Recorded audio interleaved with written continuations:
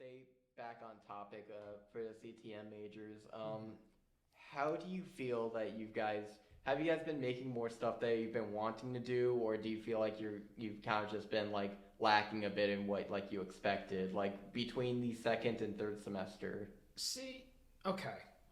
For me, I don't know about you guys, but for me, it's kind of different here because I want to go more into like the script writing stuff of things. So I just want to just sit down and write a script. And throughout like these 4 semesters, I've already written a whole show. Yeah. Like I literally wrote 2 seasons that are 10 episodes long and a third season that's 6 episodes long of an entire show. And I'm currently writing a sequel to that show during my internship right now. And like I'm almost done with that season, like at least outline wise. Then I'll actually sit down and do the actual scripts for things. But yeah, for that, I am glad that I'm having still some free time to work on this. But when it comes to like actually like in production, the stuff I've made could be a lot better. But like again, it's like what can you do? It's a training exercise. It's a training exercise. It's a college film like you're gonna make. Like it's not gonna look like Marvel or like DC ready, or like through special effects wise. But like I don't know, it's just interesting to me how I'm more invested in this stuff than the actual like production stuff. Even though I feel like I could get more into that, it's just I don't know. It's just a weird thing for me to just like not do that. Yeah, in my case, the second semester was definitely like my jumping point in like making really big projects.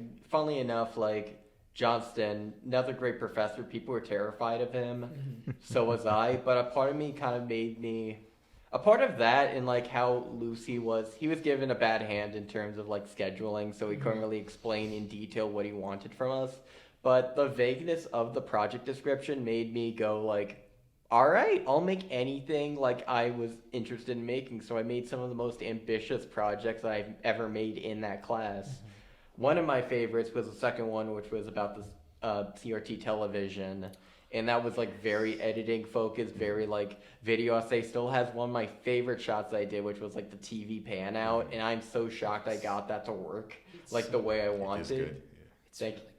Thank you so much. Hopefully with this podcast and like this is the big stuff, honestly, like with live event, and like I'm so excited for live event because of it's a TV station. You're making TV station based stuff, and I love that. And I've been literally last night I made a spinning KU TV logo that I'm just gonna like throw into the SharePoint. It's like you could take this, just gonna sprinkle that in, and like Wait, you made like a spinning thing? So there's this thing I could do with Apple Motion. You can also do in After Effects, but I'm not as skilled in After Effects to do it.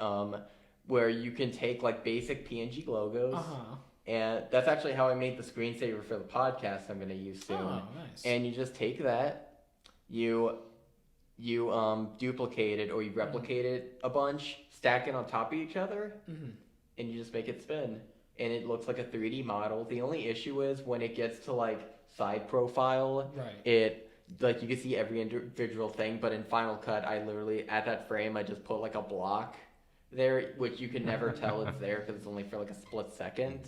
But yeah, it turns into a 3D model, and I want to try doing that with all of the Kutztown assets or like KU Live, so they can use it later if they want. So I have a question. Are you planning on using it like, say like the how do I want to word this? Like the coming up next thing, like, or like coming up soon, like the basketball game. Like, are you trying to use it for that, or are you trying to use it at like the end of like say the hype reel for It's funny you mentioned that. Literally last night, I was like, you know what? I want a creative exercise. So in live event, they put me pretty much in charge of assigning roles for graphics, and Really? I completely dropped the ball because I volunteered to do Stay Tuned, but I mixed that up with Please Stand By. So I put all of my work into making this Please Stand By logo, and I was very happy for how it turned out. I thought it looked really nice, but literally Friday morning, it's like, hey, did you make that? I'm like, so Dereck stepped in, made this beautiful Please Stand By, But part of me wanted to like outdo myself with that one, so I'm right now taking the podcast assets of like the spinning splash screen with like the stuff coming by, and I want to try reworking it into a please stay tuned, because I think that would be really cool, like a Kutztown screensaver. Gotcha. So later down the road, we'll see what happens, if like it's easier to program or not. I am not experienced with live event at all, and I'm terrified of it. Same. But that's the reason why I want to be in this class, because I do want to learn. Kara seems nice. I'm really hoping I have that moment where like, oh, this is easy. See, I already took live event production literally last semester, and I was in your guys' shoes. Where like the first 2 weeks I was terrified. I was, because again, it was like people I've never met before, as well. Like you guys at least like know each other. The only person I know from last semester that was in that was Cody. Like, that's it. That's all I knew. But then like after a couple weeks, and like especially like going into the truck and actually like doing productions with people, you definitely get this like bond with everyone.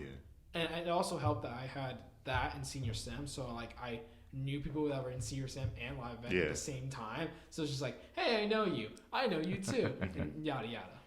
Cody is built for live events. He is so good at it. For those who are just tuning in or just don't know who we're talking about, Cody is pretty much the face of the CTM. Cody Hawley. He has a YouTube channel called the Cody Network, and he has his own little production thing. A million steps ahead of us. I'm sorry, guys. But if we compare anything, like everything that we ever made, he's probably done tenfold. The first time I met him was during an internship. So happy to do what he does. Super energetic. He doesn't drink caffeine. He doesn't take caffeine, which shocked me. Yeah. Imagine him on caffeine. Oh my god. I don't think it would affect him. Quicksilver. I don't think it would. Quicksilver. Yeah. But he's leagues ahead of us, man. I don't know how he does it. Yeah. Absolutely. I don't know. Scary, man, but so happy to teach where he teaches. Nicest dude ever. Super fun person. Oh yeah. He just seems built for it. I feel like Cody's the only friend you would need for a live event. He's the one who could handle it. This was the only person I knew of. Like I didn't like fully know him. I like saw him like here and there in like classrooms and stuff like that, just like walking by. But I never actually knew the guy until like live event production. He was in my group for advanced cinematography, so he really held my hand through that. Yeah. Right. I think it's so weird that me and Cody are the same class, but I haven't had a single like actual class with him. Really? We're the same year though. Like he also came here fall 2019. So yeah.